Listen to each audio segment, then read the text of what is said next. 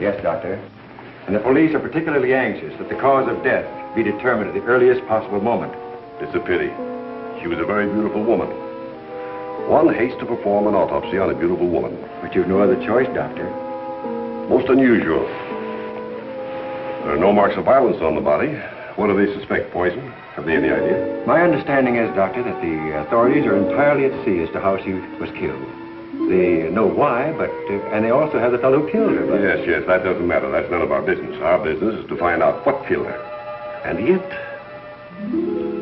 one often wonders, what could have caused the last thought that was cut off by death? If it was spoken now, what would it be? Yes, you're here. You found me at last. But you know what you killed me. I warn you. Don't come an upstep. No, don't, please. Don't. No, I told you I didn't want the bandage. Why, Laura? Why are you so opposed to the bandage? Does it remind you of something, perhaps? What do you mean? Oh, nothing, Laura, nothing. Now, won't you lie down again and let me complete the examination? You're a sick girl, you know, in a highly nervous condition. I want to know what you meant by saying the bandage reminded me of something. If you don't know, how should I? You don't fool me for a minute, Doctor. I know how you feel about me. Do you, Laura? Then I wish you'd tell me, for I don't know. I don't know how I feel about you at all. You're clever, Doctor. But I'm wise to you and that fool of a son of yours. How long have you been married to Walt now? Too long. And why don't you give him his divorce? He's asked you often enough. I'll give him a divorce when I'm good and ready. I see. I'm not afraid of anything he can do, or you, or anyone else. What's that? Your heart's beating like a trip hammer. I must warn you of this high state of nervous tension. What's that noise?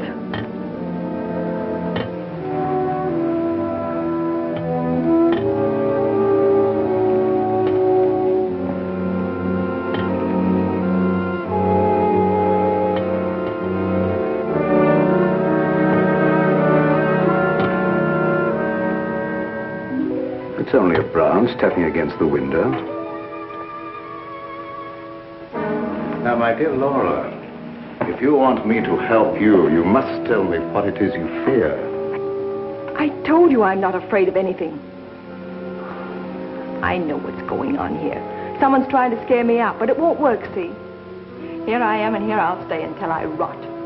I'm afraid there's more truth in that than you suspect. Laura, I must ask you not to cause Father any more trouble. I don't want you threatening him, you hear? You too. You're so cute. I'm sure you want to be alone. You're not going to make him pay for my mistake. What are you going to do about it? I'd like to... You'd like to choke me, wouldn't you, Ward? You haven't got the nerve. Here. This is the only thing you ever gave me. You can have it back. right. I gave her this when we were married. It's the only gift that ever passed between us. Ward, what do you propose to do about Laura? What can I do? She won't leave me. She won't give me a divorce. Well, things can't go on this way, you know. Dad, what is the matter with her? What do you think is wrong? I don't know. She wasn't this way until she began getting those letters from abroad, you remember? Yes, it had something to do with those letters. But you would have thought that when they stopped coming, that... What is it, Elizabeth? There's a patient, Doctor, a Mrs. Williams. Williams? That's the name she gave, and she's decked out like she's going to a horse show. I can't see anyone today. Ask her to make another appointment. Dad, please don't let what's happening interfere with your practice. Very well. Send her in a few minutes. Sure, Doctor. Oh, yeah, that Bill Raymond's waiting. Do you want to see him? Who's he? That private cop who's always hanging around just hoping somebody gets murdered. Oh, yes. He's probably come for his check. Take care of it, will you, Ward? Yes. Elizabeth, Yes. this for you. Gee. Thanks, Mr. Waring. But this belongs to Mrs. Van E, doesn't it? Not anymore. It's all yours. She won't get sore, will she? I don't want to have any trouble with her. You know how she is. I know. We all know, Elizabeth. And I want to thank you for your patience. Run along now, Elizabeth. Yes, Doctor.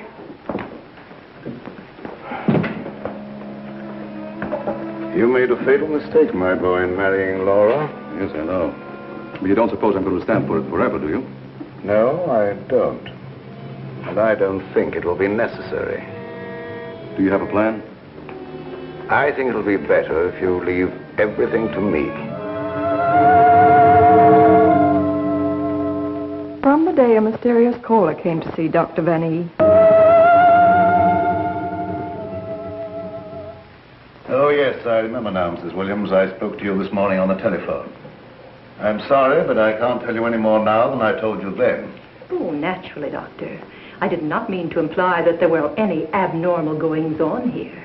I assure you there is not, Mrs. Williams, nor will there be. Nevertheless, Doctor, the way you were described to me and the way your place was described to me, I am certain that I am in the right place. May I ask from whom you obtained these descriptions? From a friend, Doctor. A mutual friend. Lilibet, the woman I love. Can't we be friends? Stop tracking your big flat feet after me wherever I go. I've got things to do. Oh, gee, it's wonderful just to see you around, busying yourself, the little housewife. I never knew the cop who didn't love to stand around and watch other people work. Mrs. Williams, it's obvious from your conversation that you've come into possession of certain facts concerning my past. I know of only one person who could have given you that information. And it was my belief, yes, even my hope, that person was dead. But let me say that even if that person were alive, I should not submit to blackmail from you or from anyone else. You show great courage, Doctor, for one in your unusual position. There has been no question of blackmail. I came here seeking your cooperation, which you have refused to give. So, let us call the matter closed. Thank you. Au revoir, Doctor.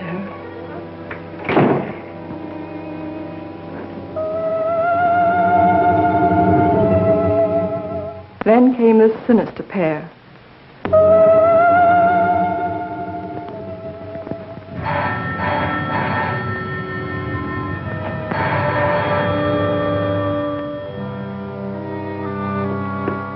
My little guardian of the doorbell. If you had waited another second, Inigo and I should have kicked the door in. Yes, sir.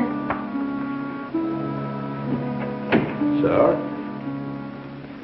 There is an air of inquiry about you that immediately offends my deepest nature.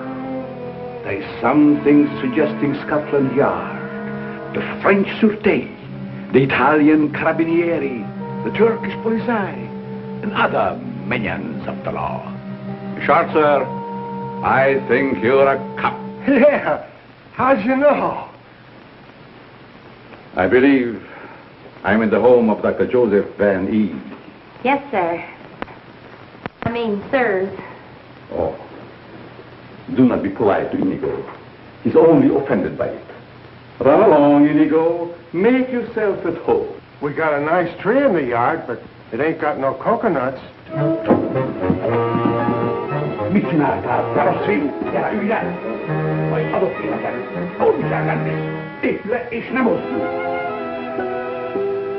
My little friend Inigo is deaf and dumb. He cannot hear and he cannot speak. But he reads the lips. And I would advise you to say nothing to annoy him.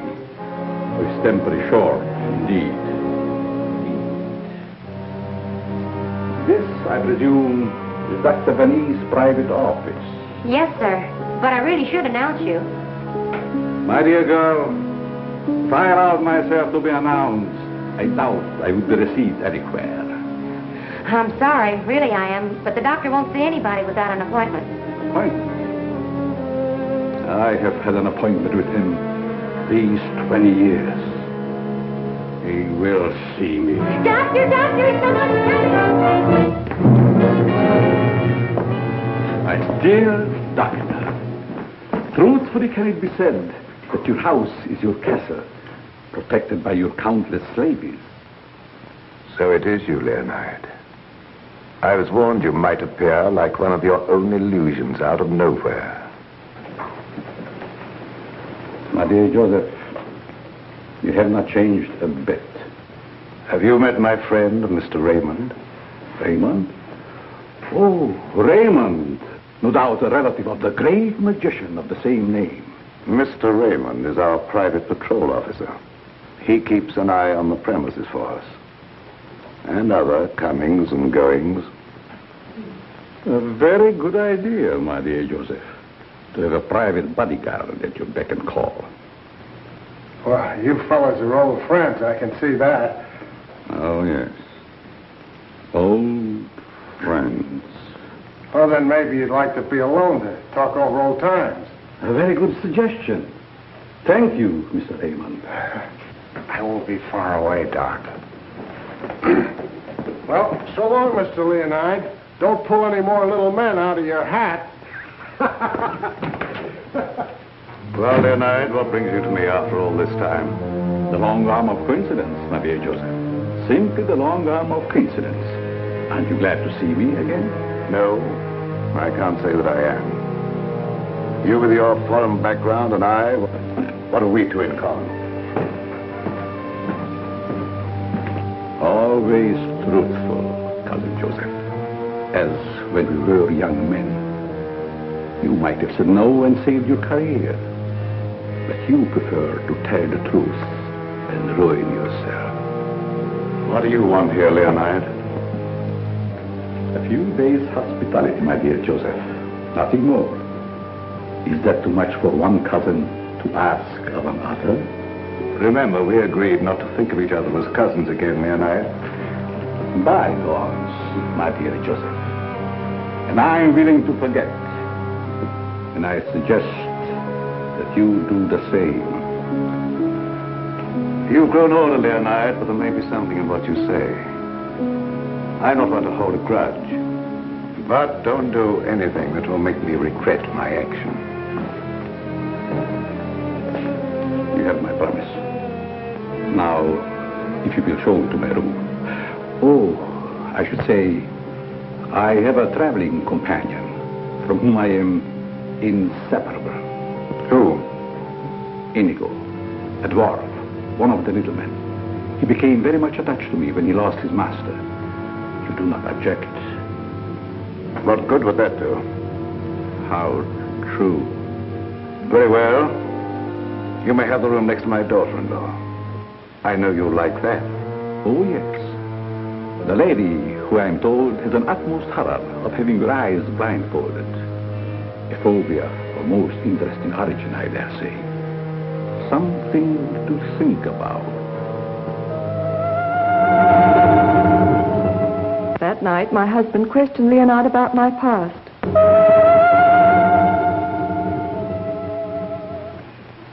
Cousin Leo. Oh. My dear Ward. How flattering that you remember me. Well, how could I ever forget you? What are you doing here? A chance visit, my boy. I wanted to see the old homestead again. You've seen Father? Yes, and he received me with open arms. in a manner of speaking. I don't mind telling you, you came at a very bad time. We're having some trouble. My boy, trouble and I are like this. I presume you refer to the charming lady in the room next to mine, your wife, I believe. Yes, Laura, I have met her, but I'm looking forward to the pleasure. I'd like to talk to you for a moment. All right. Perhaps you can help us. By doing what, my boy? You've been everywhere. You were caught in Europe during the war. I'd like to show you something. You may be just the person I'm looking for. If I can be of any service. Did you ever hear of a dance team called Renee and Lorette? I don't think so, my boy. And then again, There must have been such a team. Look. Renee and Lorette. The dance of the green mask in the green room in Paris. Green room. Yes? Oh, the face of the man does seem slightly familiar. May I ask, where you got this photograph? The maid, Lilibet, found it in Laura's room and turned it over to me. Oh, then, my boy, I'm afraid I can't help you. I played the green room on several occasions, but never with these people. In fact, I don't seem to remember them at all. And I appeared in many clubs during the occupation. I'm sure the girl behind the green mask in this picture is Laura. How can you be sure? Who can ever be sure what's behind the mask? If the people in this photograph could suddenly come to life. I'd like to know who the man is. It can be anyone, my friend. Anyone. In this makeup, it might be even I. I wish you wouldn't joke about it. This is very serious. Of course. But let us say you found out who the man in the photograph is. What then? I have an idea that if the man in this picture were to show up, I'd find out I wasn't married to Laura at all. Think over what I've asked you. It'll be to your advantage. Certainly, my boy. I will give it every consideration. And perhaps something will occur. Who knows? Don't you want to leave the photograph with me for my further study? It might be the very incentive that my memory needs. No, thanks. I'll keep it. As you wish.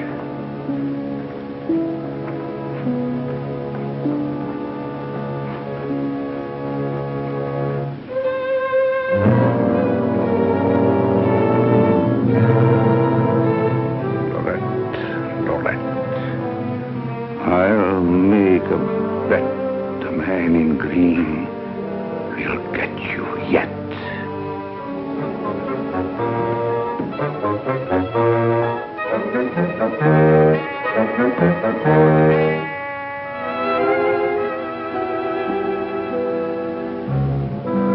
Inigo.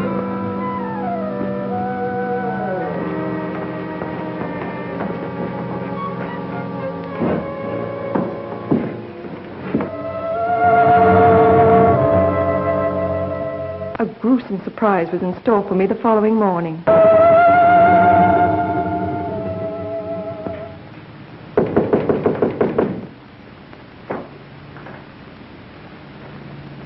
Who is it?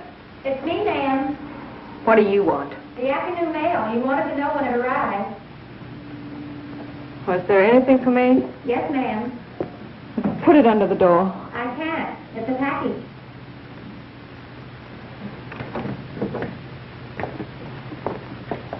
What's in it? I don't know. It's against postal regulations to open other people's mail. That's never stopped you before. I'd like to know what you mean by that remark, ma'am. Oh, shut up and get out. Don't you want me to help you open No, it? I don't. Get out. It's addressed to you in green ink with a warning. Look out for the man with the green mask.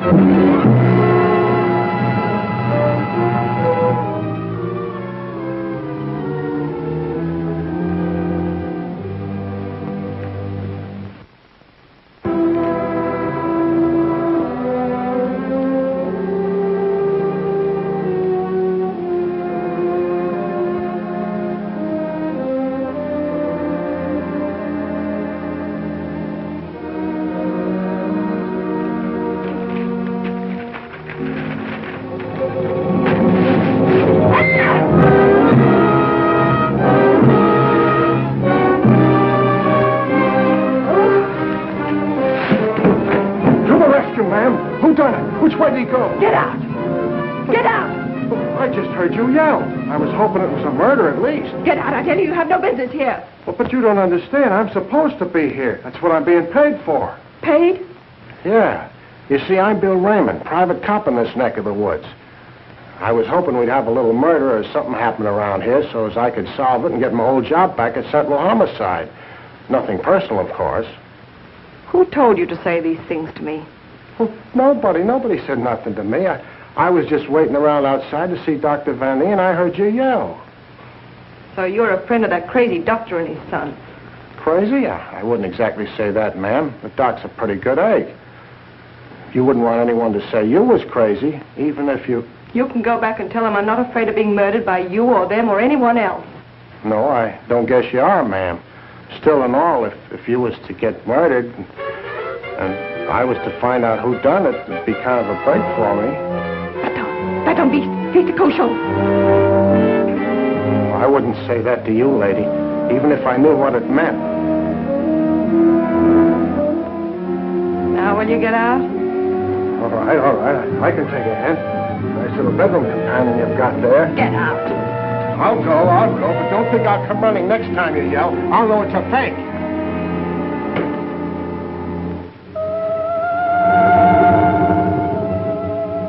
I became afraid and my mind started to crack.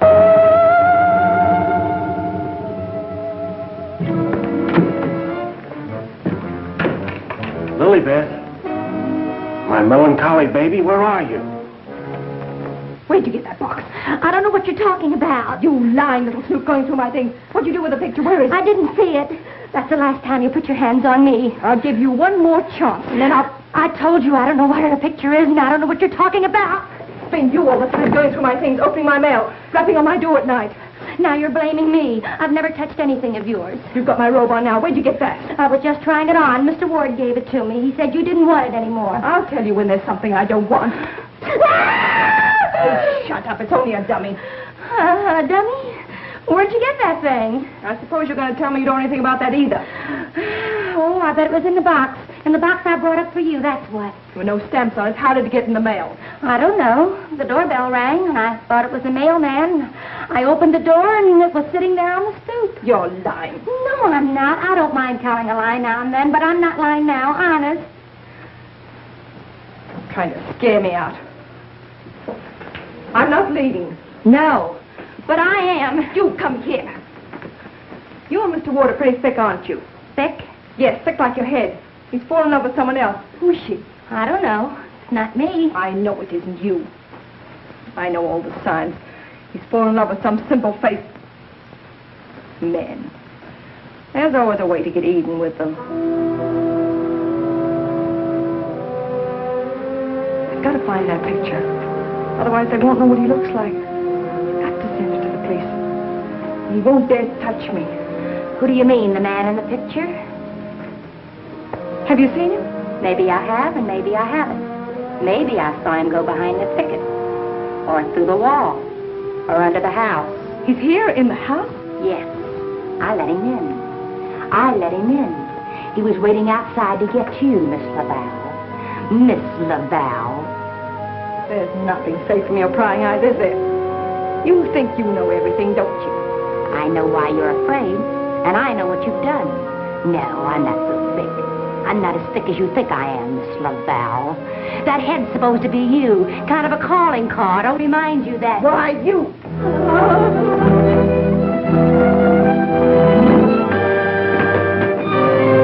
Excuse me, lady.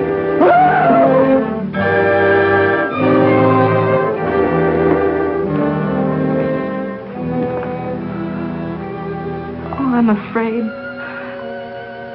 I'm afraid. Where are you hiding?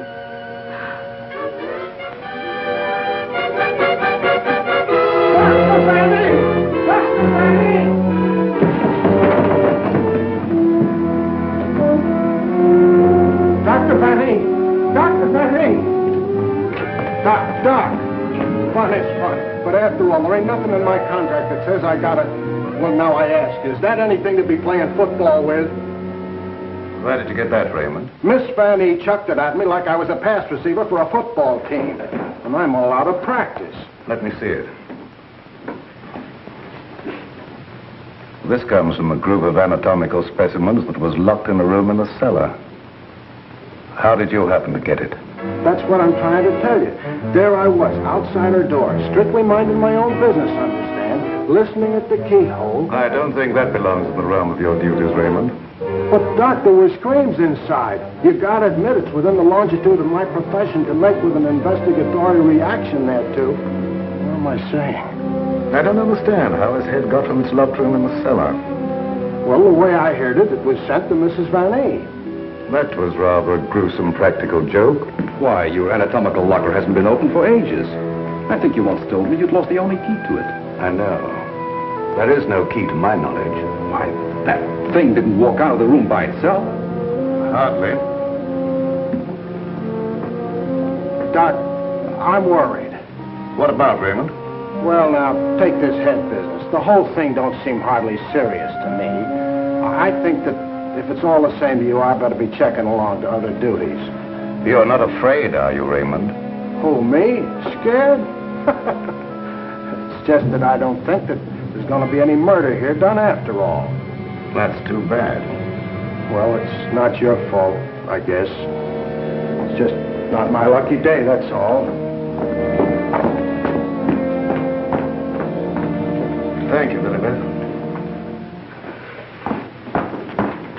Oh, Miss Lilibet, have you a little more coffee in the kitchen? What happened to the 3 gallons I already gave you today? Lilibet, what you need is a good, strong, steady man. Who is always hanging around, tracking up my floors and things. What's that on your shoe? Looks like cobwebs from out of the cellar. What were you doing in the basement? It could have been the attic. Bill Raymond, you're holding out on me. What are you up to? Up to? Yes. Who asked you to go poking around in the cellar? It was in performance of my duty. What duty? What did you find? Absolutely nothing. That's what makes me so disgusted. Too bad about you. You know, Lilibet, I think somebody around here is just kidding. They don't mean business at all. Why don't you just wait around and see? Say, if you got any inside dope, I wish you'd tip me off. If I'm ever going to get back to Central and prove I'm a good detective, I gotta have some clues.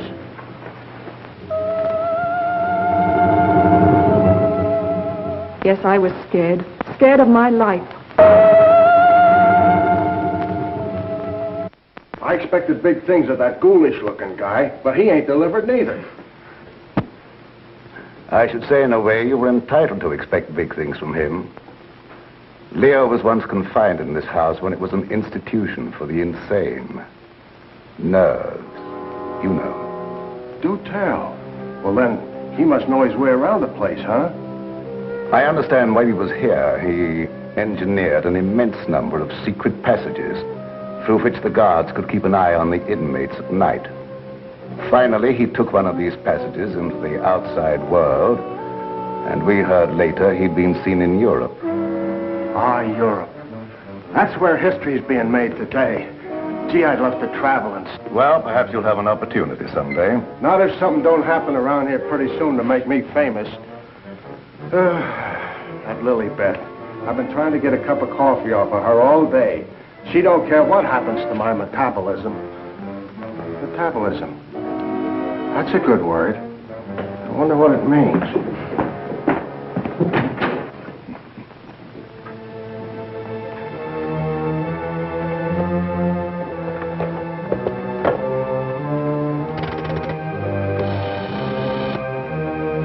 Operator, I want the police right away.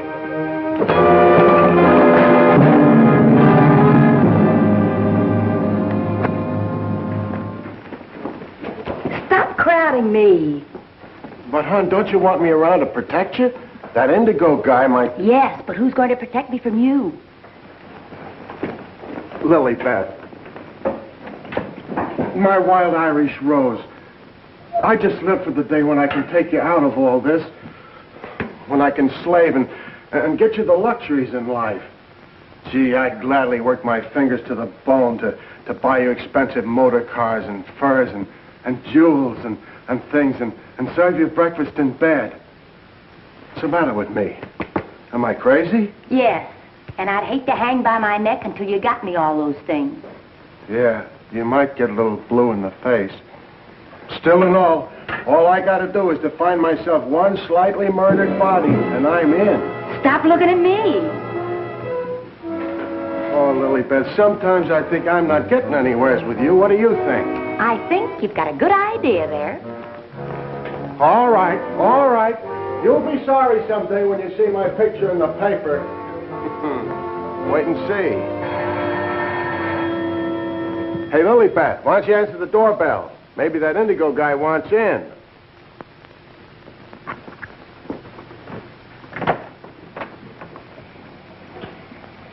The doctor ain't home. You'll have to call some other time.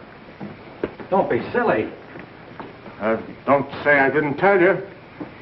Close the door on your way out. Hey, wait a minute. Well, if it isn't Bull Raymond. Terry, you trying to ruin me? Ruin him. Come here, Bull. Meet Miss Cornell. How do you do, I'm sure. Likewise. How do you happen to be out with him? Cute, darling, don't you think? Flat at both ends, head and feet. You've heard me speak of him. Bull Raymond. Bill Raymond, if you please. Mr. Terry Lee, you so-called reporter. How do you happen to be out with a dish like this? Jane Cornell. Good for dull days in a man's life. Mr. Raymond. Oh, yeah, I remember. Terry told me about the time you shot up the dressmaker's dummy. Huh? Yeah, he said you closed in on what you thought was a murderer, but it turned out to be the dressmaker's dummy, and you shot it full of holes so the real murderer got away. My pal. So this is where you've been hiding after they kicked you out for that fiasco, huh, Bull? Bill, I mean? What are you doing here? Can't a man rehabilitate himself in peace? Here I come, looking for an honest crime around here so I can solve it and get myself back to Central. And you come along and...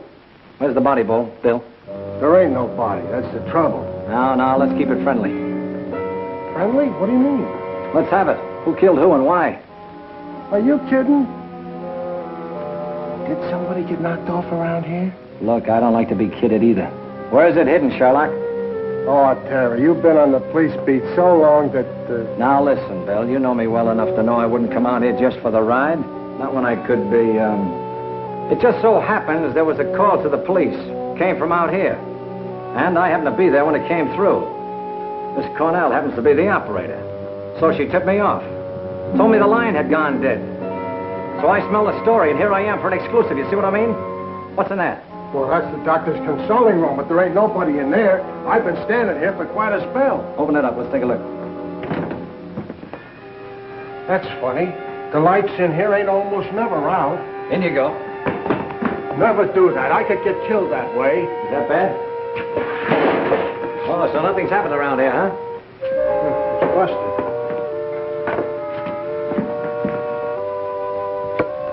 There, see? Like I said, there ain't nobody here.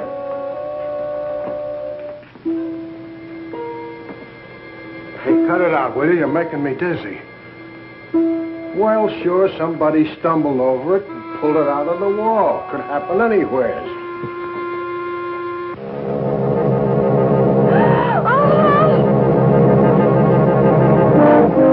Wants to shake hands with you, Bill. Step right up. Not me. You seen it first.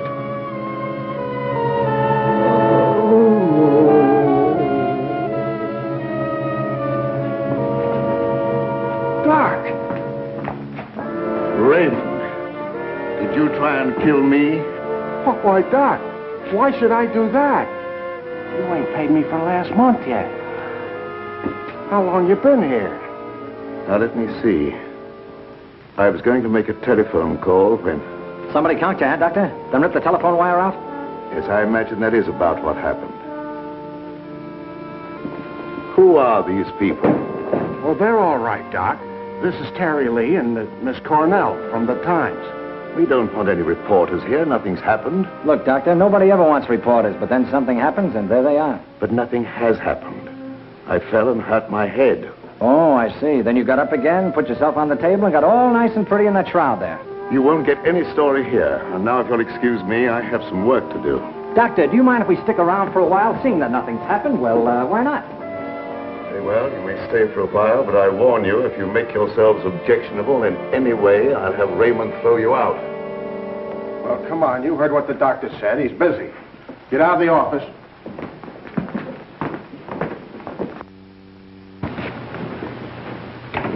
Probably a pretty nice guy caught in a tough spot. That's the way I see it. You wouldn't want me to tell him you got kicked out of homicide, would you, Bill, old boy? Oh, Terry, you're my pal. You know that, don't you? Would I kick you out? You would if you could, Bill. Now, why can we have a little talk, quiet like? Well, if you just follow me in the parlor over here. Oh, me too, darling, me too. Darling knows everything about everyone, and that's how I learned. Good tell. I just sit at his feet and listen. Baby, I'm going to miss you an awful lot when I grow tired of you. Now, remember, you're just going to listen. Well, of course, darling. What else do I do when I'm with you? Sit down. Now, as I remember it, there was a singer at the Click Club who called herself Laura Laval. Didn't she marry young Ward Vanny a couple of years ago? I don't know nothing about it. Oh, yes, you do. It was just about the same time that you had that affair with the dressmaker's dummy. Oh, yeah. Yeah, now I remember, Terry. You're right. She was down to the Click Club, and it was her that married Ward. Wasn't that on a bet of some kind? Well, there was a party going on, and somebody dared Ward to ask the singer to marry him, and he thought at the time it was a good gag, and he went along with it.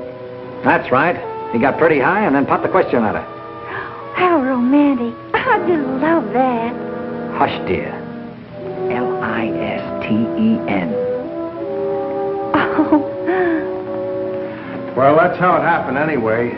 Ward woke up the next morning and found himself married solid. He'd asked her, and she'd snapped him up. Oh, and they lived snappily ever after. I don't care. I think it was sweet. Darling, couldn't I get you high sometime? And... Sweetheart, have you ever heard the old saying about little girls? What's that? Little girls should be seen and not heard. Now, go on, powder your nose. All right. I think I'll be shoving along, too. Now, wait a minute. We're just getting started. We were talking about a singer who called herself Laura Laval. Pushed her way into this house for good reasons of her own. Gentlemen, I beg your pardon. I must tell you frankly, I have been eavesdropping. Professor Leonard, this is a reunion. My boy, you must forgive me. You seem to remember me, but I do not recollect you. When was it? What was it? Oh, Professor, it was a long time ago, and I was a kid up in the balcony in Albany. Yes? When you brought down the house with great feats of legerdemain. Oh. You remember, Professor? That was the night that the box office receipts disappeared, just like magic. Part of the act, my boy. Just a part of the act. It's a pleasure to meet one of my youthful admirers. Terry Lee of the Central City Times. Oh, the press? Well, it's nice to have known you. Wait a minute, Professor. What's your hurry? Are you afraid I might bring up the subject of those certain unfortunate recent connections of yours? Shut in the dark, my boy, I'm sure. And I will ignore it. Of course. And this young lady, no doubt a companion of yours. Jane Cornell, my fiancée. Delighted. Likewise, I'm sure. Delightful.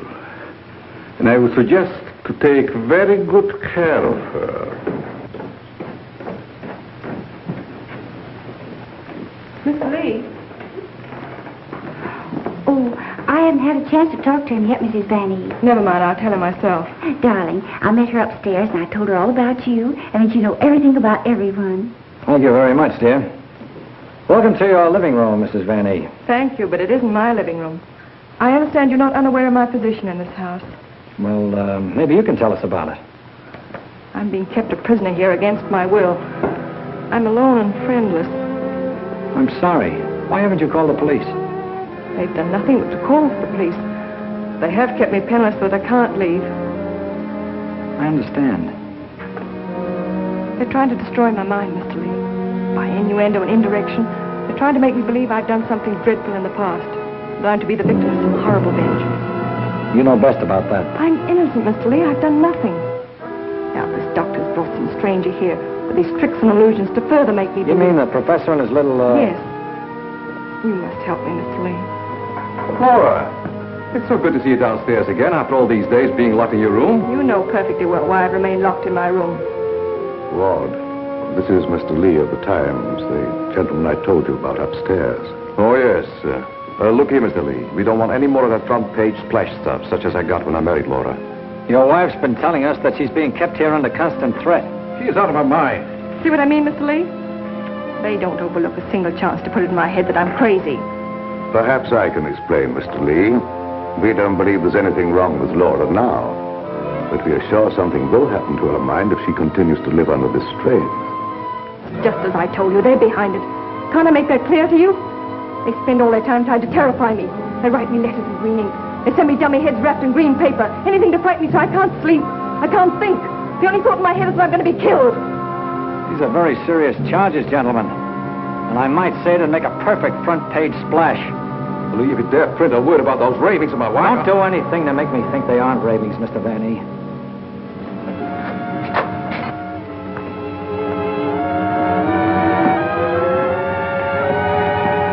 He said to put the blindfold on, and you will know the truth. No!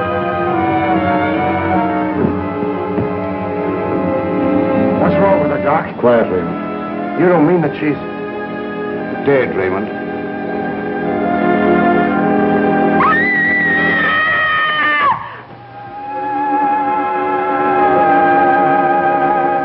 Then I knew that he was here.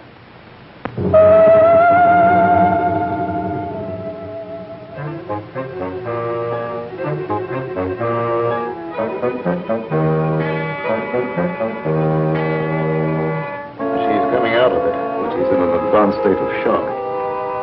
May be necessary to administer a sedative. That's intended to shut her up. I'd like to hear her do some more talking, Doctor. If her mind is allowed to dwell upon what's happened, that may be the breaking point. Well, you've got all the answers. Look here, Lee, I don't like your tone. If you have any insinuations to make them to me. Okay, I will. Suppose you and I talk this over downstairs. I don't recognize your right to question me. However, if it'll make you leave Father alone...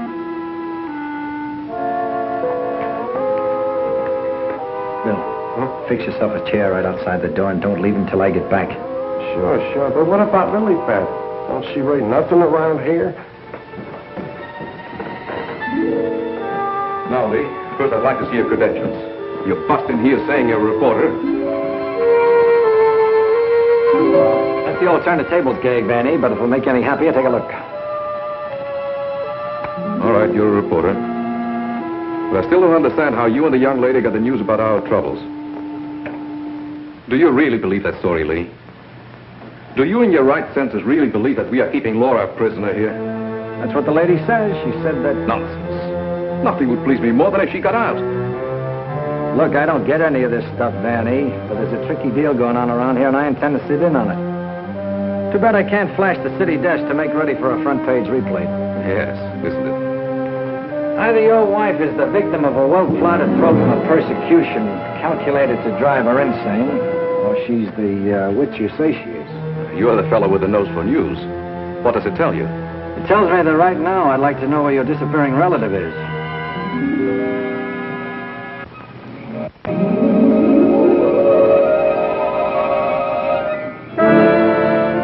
Get back, you fool. What's out there? I have a right to know.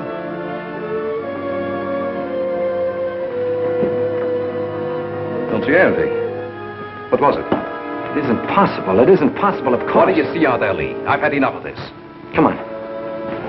Are you nervous, Miss Cornell? Oh, no. I think it's very exciting.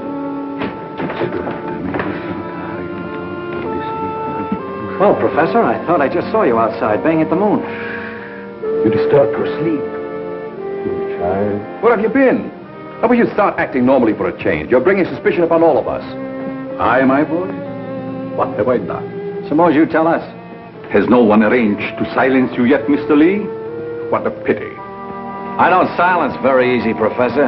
And it'd take a lot more than what you've done to her. Do you suggest that I had a hand in that poor girl's unfortunate demise? Why don't you behave yourself, Professor? Mr. Van E here has the right idea. You're just gumming up the works. I did my humble best. Who are you working for? What do you expect to get out of it? I'm discharging a debt, Mr. Lee. A debt contracted many years ago. Now, are you any wiser than you were a moment ago? No, but I'm beginning to get a general idea. By the way, how's that little girl of yours? I hope fervently that nothing happened to her. She would look so beautiful lying here. Look, Professor, I may not have been very smart in bringing Miss Cornell here, but if I thought you had any plan to do that... Why do you persist in making me the villain, Mr. Lee?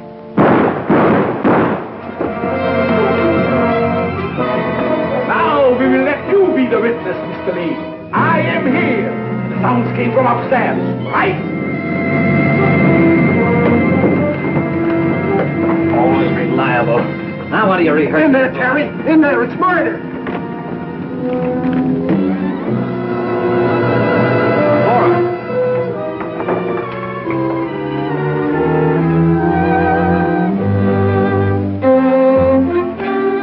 Jenny, wake up. Wake up.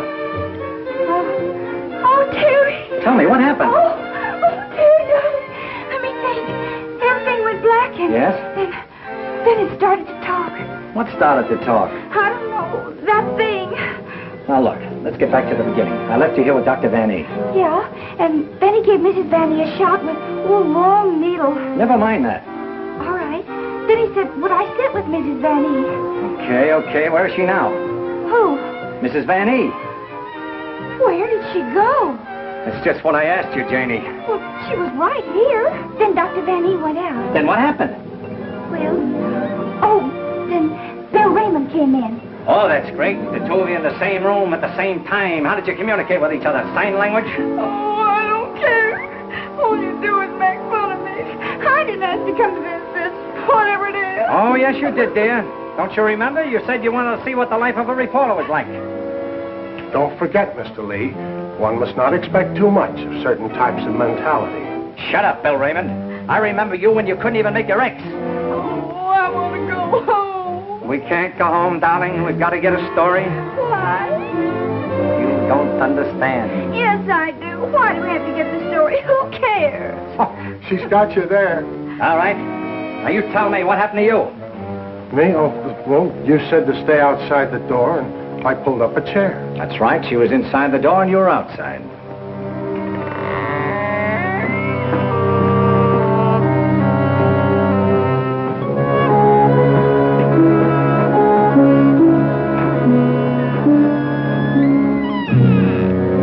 Then come that odor of heavenly perfume. That was an lily pad. It was sweet and penetrating, like an ancient drug. And I felt kind of sleepy-like. Oh, so sleepy.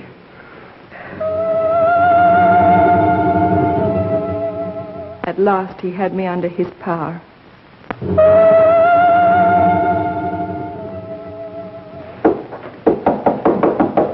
There must be a button or a gadget of some kind around here. 2 o'clock, almost deadline for the 9 o'clock final. Oh, Terry, what makes you think there's anything behind them walls? I've got a sneaking suspicion that the professor uses them for a disappearing act. I wish Lilybeth was here to make me a cup of coffee. Well, she's right over in the doctor's office. Why don't you ask her? Poor Lilybeth. I kind of hinted that all I needed was a murdered body, but I didn't think she'd take it personal. Will you stay with those walls? I've been around them 3 times, Terry. The thing I can't understand, if the professor was down here when the trouble was going on upstairs, he just had to be 2 different guys in order to have a hand in it. Oh, Terry, let's figure it out in the morning, huh? What's that?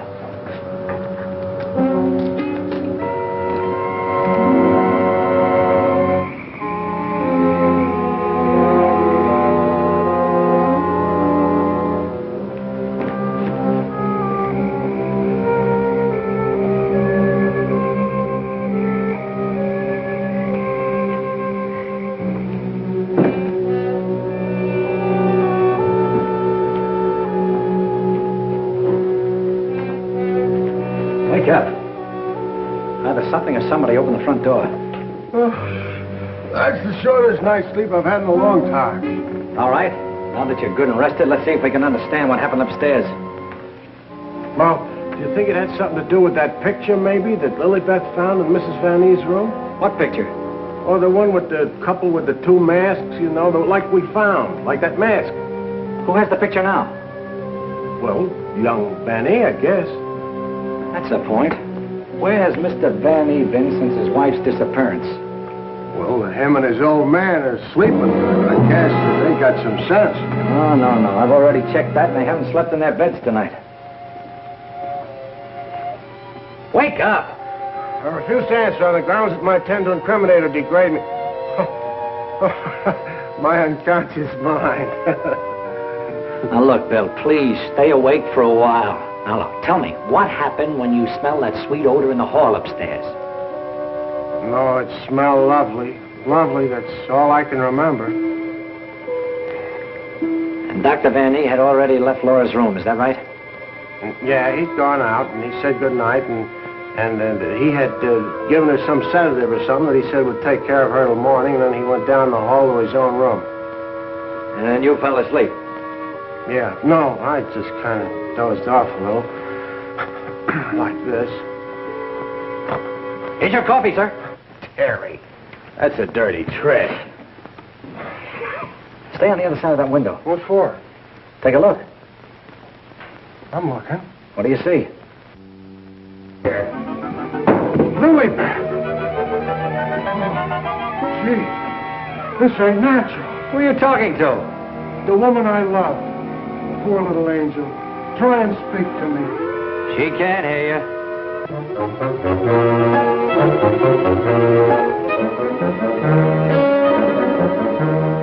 What was you doing outside? You're supposed to be dead. Now you stay right here, honey. I gotta catch that guy in the shrubbery. Gee, what are you doing to me, Lilybeth? I got work to do. Lilybeth, be reasonable, will you? If you don't cooperate, I'll never get back to Central. Never mind, Raymond. Take care of Lilybeth. Lilybeth! Yeah, that's who it was. I opened the door and she fell right in my arms. Like she had something special to tell me. You notice that fragrance about her? And to think this wilted flower was once even as you and I. Take her back into Dr. Van E's office. What's she doing wandering around? She's supposed to be a corpse. What happened to that guy outside? Never mind. You found her. I never knew she was lost. I missed her. I missed her from my office. Will you please take her back? What are you going to do? Yes, Doctor, and what have you been doing? We've turned this house upside down trying to find you. Hardly that, young man. If you'd done that, you would have found me. Now, Raymond, we can't allow this girl to remain in this condition any longer. Well, what can you do? She looks like a perfect stiff to me. Bring him into my office. Oh, Doctor, this may not be any news to you, but your daughter-in-law has disappeared. Oh, how dreadful. But let us say somewhat overdue, eh, Mr. Lee? You don't seem very surprised to hear about it. Young man, when you've been devoutly praying for something to happen, you accept your good fortune without question.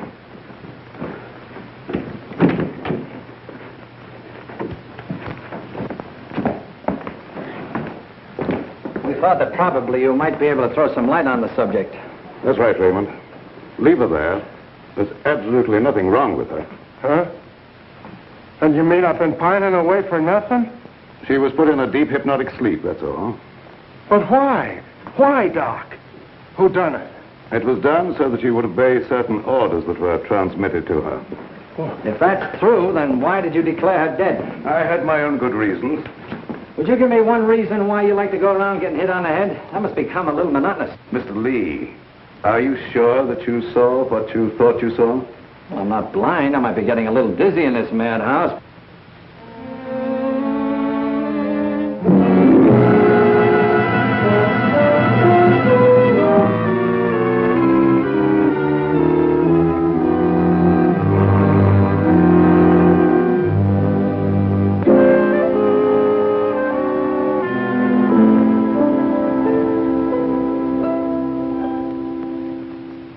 You know, Doctor, morning isn't very far off. And when the police get here, you've got an awful lot of explaining to do. You're in this up to your neck. By morning, let us hope no explanations will be necessary. Everything will have explained itself. Poor little sleeping beauty. Do you suppose someone thought she looked weak-minded and picked her out to carry out his commands? That's not always the case, Raymond. If Leonide were here, we could settle this case very quickly. Gentlemen, it is my peculiar misfortune to always be in a position where I may eavesdrop. How can I be of service, Cousin Joseph? Oh, Professor. Ask me no questions, my friend, and I will tell you no lies. Leonide, you could undo certain mischief that has been done this girl. I know you can help if you will. I could, my dear Joseph. But I will not bring down the wrath of the unknown madman who is loose about these premises. It is a matter of self-preservation. I had nothing to do with hypnotizing this girl. I have an idea that you may have already carried out the unknown's orders and that he no longer needs her. Nevertheless, my dear Joseph, you must excuse me. Just a minute, Professor. I wonder what would happen, Professor, if in connection with your sudden reappearance here, somebody dug up the old story of why you swindled Dr. Van E. and then ran off and let him take the rap. I will not be blackmailed, Mr. Lee. And I observe again that you're a young man who knows too much for his own good. And I would also like to know where you obtained all this information. You're extremely young to have your fingertips on events of 20 years ago. I have a memory like an elephant. I never forget something once I hear it. I'm a sharpie, Professor, as every one of you will admit before morning. Now, Doctor, I'd like to bore you with a few questions. I wouldn't mind, young man, if you had the slightest idea of what you were looking for. Maybe if we start back to the time around midnight, when you administered what you call a sedative to your daughter-in-law. Are you inferring that I had anything to do with Laura's disappearance? Why do you keep evading the issue, Doctor? You know you'll have to confess when the police get here anyway. I would remind you, young man, that you're making a direct accusation, and I refuse to answer. Look, I want the facts and I want them now. Let's cut out the Mulberry Bush routine. Listen, Bill, you're supposed to be a cop and you want to get back to homicide. Help me make the doctor loosen up. He knows a lot more than he's telling. Well, sure, I'll help Terry, but first let's get Lilybeth out of this. Maybe she can tell us something. Yes, Mr. Lee, it seems to me that you're not too anxious to have Lilybeth restored to consciousness.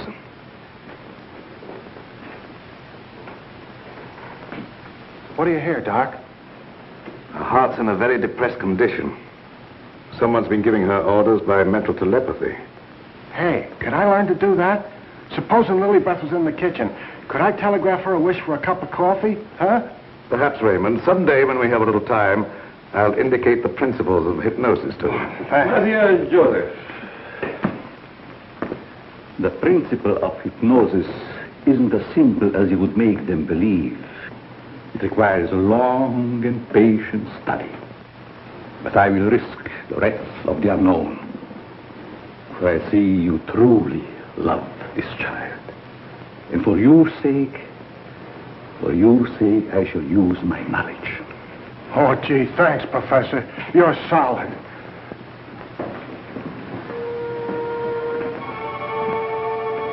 Och jag fick mig lätten och flächen var fyrflätten läron söder här. Wake up. Wake up. Lilybeth, darling. Keep your big hands to yourself. What are you slapping me for? Professor, put her back to sleep. It's better that way. What have you been doing to me? Me? What have I been doing? Yes, what have you been doing? You gotta learn me that hypnotism trick. It's my only chance. Tell me, Lilybeth, what happened? Well, I can't seem to remember it. It all seems like a dream. Did you see anyone? No. But I do remember a perfume, a sweet odor. Yes, go on. Terry, darling. Oh, Terry, darling. Yes, Jane. What is it? Is it Halloween? No, it isn't. Then why was that green face bobbing up at the window? What? Yeah, a green face just like the one I saw in Miss Van E's room. You saw a green face in Mrs. Van E's room? Yes, darling, that's what she was shooting at. I mentioned it to you, but you're so scatterbrained. Yes, dear, I'm scatterbrained. Does your mind feel rested now and everything after your nap? Mm-hmm. That's a good girl. Now, come on, tell me, what happened? Oh, don't yell at me. I can tell you just how it happened. We were alone in the room, and Laura was going to sleep. And then she said, "Oh, take away the bandage." And I said, "What bandage?" And then she said, "Oh, don't shoot me. I didn't mean to do it." And then, the room got awfully black. I think somebody must have turned off the lights. Just like that. Go ahead, you're doing fine. Well... Yeah, the lights had already gone out. Uh-huh. And the room got awfully dark. You've already said that. Think hard now. You saw a green mask. It came out of the wardrobe. Like a moth? Yes, darling, just like a moth. Oh, how clever of you. It was just like a great big moth, and it flew around and Please around. don't make yourself any dizzier than you are. Now tell me the rest of it. Well, I just don't see how you could remember that it was like a great big moth. Did you see it? Was you there hiding in the wardrobe, maybe? No, I wasn't in the wardrobe. Now, look, Jane, please, be yourself. No, I mean, don't be yourself. Just relax. Relax. Mr. Lee, just a moment. Where were you? Were you upstairs? No, I was down here talking with your son. And by the way, where is he? Here I am, Mr. Lee. What can I do for you? Will you stop it? Yes, I was listening outside the door. You haven't answered my father's question yet. Oh, come on, take it easy, take it easy. Maybe you can tell us where you've been, Mr. Vanny. Of course, you don't know anything about your wife's whereabouts. Oh, go on, tell him where she is. I want to go home. I'm hungry. Quiet, everybody, quiet! Laura! Don't. No, don't. Don't.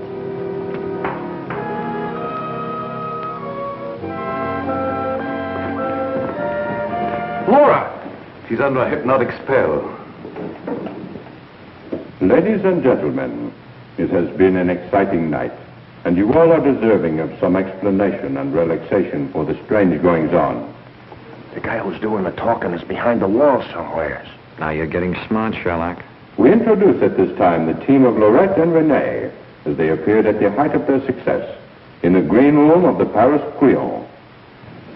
Sure, the mask, the picture. Mademoiselle Lorette. Now I know who he is. Mademoiselle Lorette will now put a bandage over her eyes, the better to see the inner truth. Very good, Renee. Very good.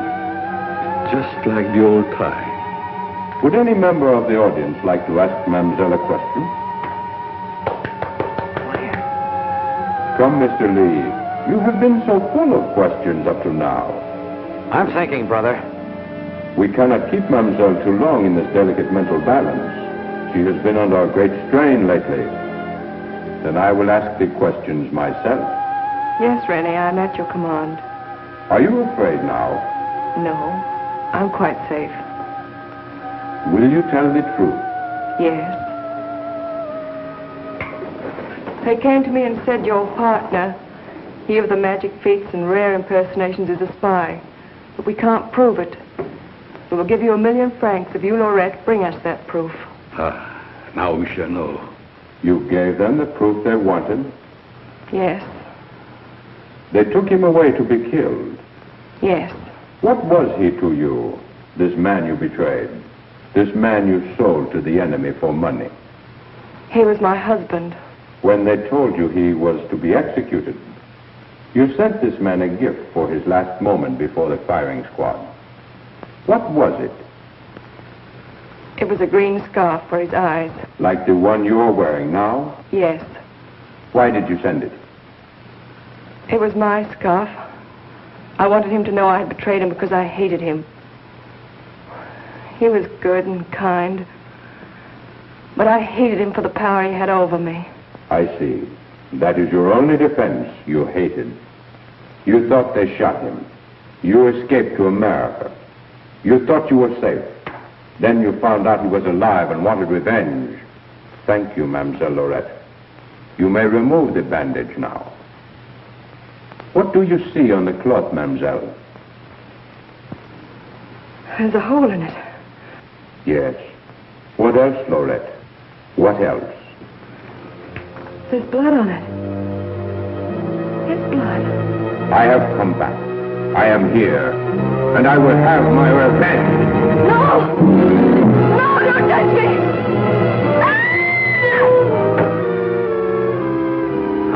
guns at the window. You know where.